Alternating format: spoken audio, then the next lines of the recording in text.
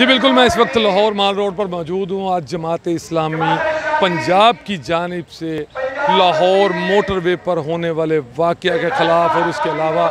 ख़वातीन और बच्चों पर जिनसी तशद्दुद के ख़िलाफ़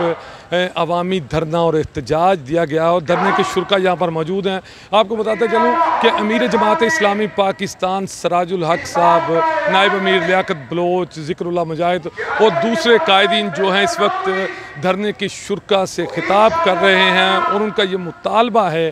कि इस तरह के वाक़यात पर हुकूमत बेबस हो चुकी है और ऐसे मुल्ज़मान को सरेआम सज़ाए मौत दी जाए, इतनी सख्त सज़ाएँ दी जाएँ ताकि आइंदा ऐसा कोई वाक़या रूनुमा ना हो सके। अहम तरीन बात यह है कि माल रोड वज़ीर आला हाउस के बाहर धरना दिया गया है और तमाम रोड बंद है। यहाँ पर पुलिस की ड्यूटियाँ लगाई गई हैं, दोनों अतराफ से पुलिस ने माल रोड बंद कर रखा है चूँकि धरना इस वक्त तक स्टार्ट है और